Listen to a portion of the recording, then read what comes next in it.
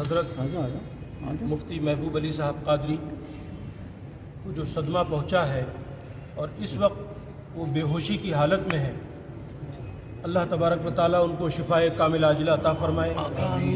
अगर खुदा न खास्ता कुछ भी हादसा होता है और कोई भी उन पर किसी तरह की कोई भी, अल्लाह ना करे ऐसा मैं बोलना नहीं चाहता, तो उसका ज़िम्मेदार कौन होगा? जाहिर सी बात है, जिसने सदमा दिया है, जिसने तकलीफ़ दी है, वो एसपी रामपुर है, वही उसके ज़िम्मेदार होंगे अगर मुफ्ती साहब को के साथ कोई भी हादसा पेश आता है। तो उनके लिए दुआ है, अल्लाह ताला उनको जल्द शिफा अता फरमाए। और मैं जो है उस दिन के वाक़े को, बाकी तो सारी बातें आ चुकी हैं सामने, हमारे सब बुज़ुर्गों ने, बड़ों ने जो है वो बात रख दी है।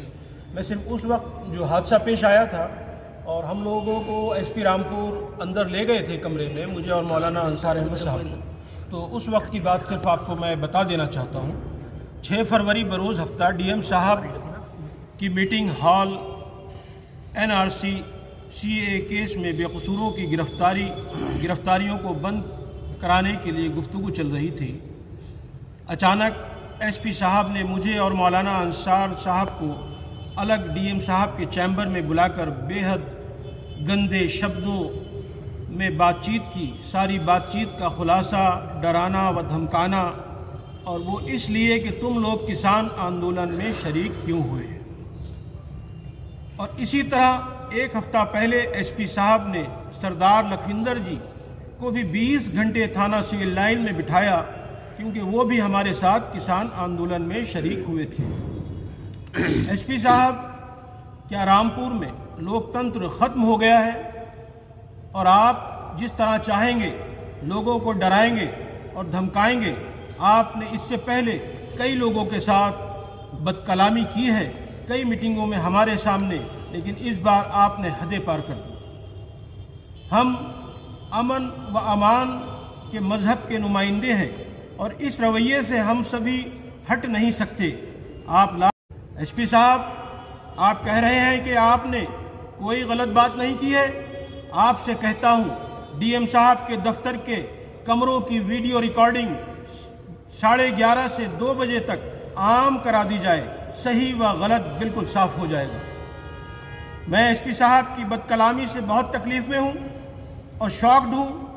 अगर मुझे कुछ भी हुआ या मेरे साथ कोई भी घटना घटित होती है, मेरे परिवार के साथ, किसी के साथ भी कोई घटना घटित होती है या कोई भी साजिश किसी तरह की अंजाम दी जाती है, जैसा कि मुझे मालूम हो रहा है कि मेरे विरोधियों को बराबर कोशिशें की जा रही हैं बुलाकर, और उनको उकसाया जा रहा है मेरे खिलाफ कि किसी तरह से कोई भी घटना घटित हो जाए, तो मुझे इसका बिल्कुल जो है वो एहसास है कि कुछ भी मेरे साथ घटना घटित हो सकती है और उसकी सारी जिम्मेदारी पुलिस अधीक्षक रामपुर की होगी।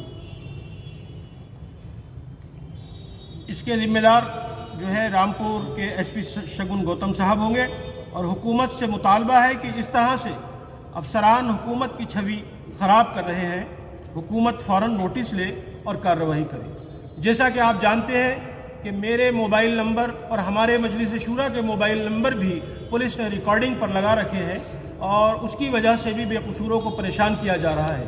अगर कोई हमदर्दी में फ़ोन करता है और मालूम करना चाहता है कि साहब इस वक्त क्या हालात हैं, और वो हमदर्दी में कहता है कि हम आपके साथ हैं हर तरह से, तो उसको भी कॉल रिकॉर्ड करके जेल भेज दिया जाता है। अभी इसी तरह का वाक़या कल हुआ है। बहुत तकलीफ़ की बात है। बेकसूर इंसान जिसका कहीं दूर से दूर तक कोई लेना देना नहीं है, उसको जेल भेज दिया गया है। आप मालूम कर सकते हैं, कल के पुलिस रिकॉर्ड में उस इंसान का नाम और सारी चीज़ें निकाल सकते हैं।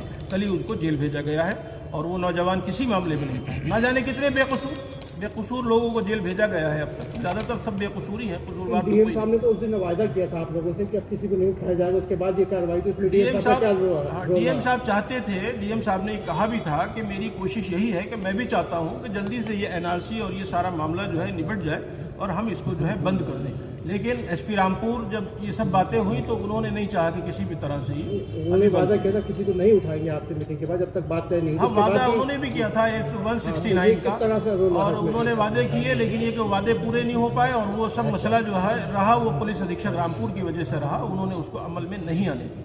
सवाल यह है कि जो डीएम ने आपको वादा किया और वो वादा पूरा नहीं हो रहा है, जी, तो अब क्या होगा?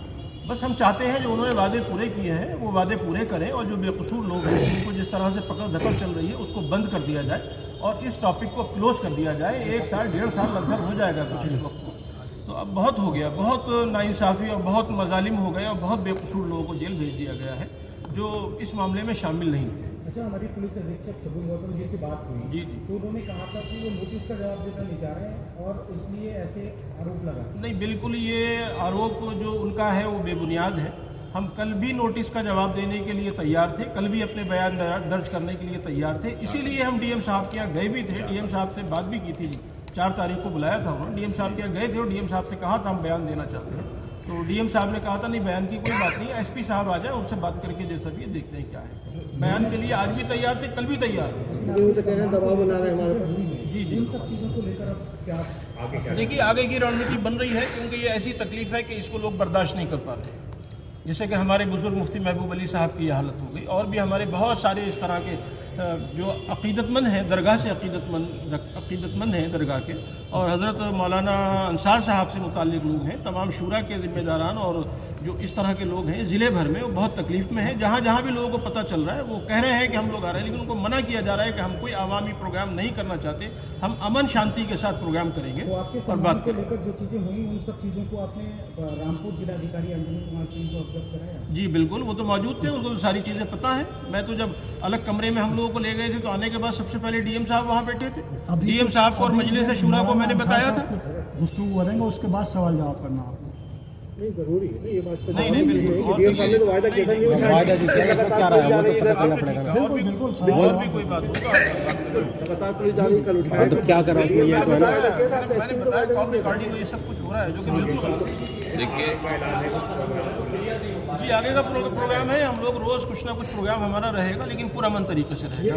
इतिहास का मकसद क्या है? जैसे कि अभी मेमोरेंडम में दिया है, आपने क्या बताया है, मौलाना अंसार साहब बताएंगे क्या है, किस तरह से है, अभी आपको बताएंगे, तफसीली बताएंगे क्या करेंगे। नोटिस क्या दिया गया आपको? नोटिस हमें जो है जो एक मामला था उसका, जो एक कुरान की बेहुरमती वाला मामला था, उसमें एक वीडियो वायरल हो गई थी, तो उस वीडियो के सिलसिले में एक नोटिस दिया गया था, वो सिर्फ मुझे और मौलाना अंसार साहब को दिया गया था। दूसरा नोटिस जो है वो एनआरसी के ताल्लुक से हम लोगों को बयान दर्ज करने के लिए जो भी हमारे 5 उलमा हैं, जिम्मेदार हैं, उन लोगों को दिया गया है मजलिस शूरा के, जैसे जिसमें हज़रत मौलाना मुफ्ती महबूब अली साहब हैं, मौलाना सैयद जमा बाकरी साहब हैं, मौलाना असलम जावेद कासमी साहब हैं और मैं हूँ उसमें, और सैयद फैज़ान रज़ा हैं। तो इन लोगों को नोटिस में एलिगेशन क्या दिया है? बयान दर्ज कराना है, मतलब एनआरसी के जो इस वक्त में जो हादसा हुआ था, जो घटना हुई थी, उसके ताल्लुक से आपके बयान दर्ज करना चाहते हैं, तो आप इस तारीख सिर्फ यही बात आई है।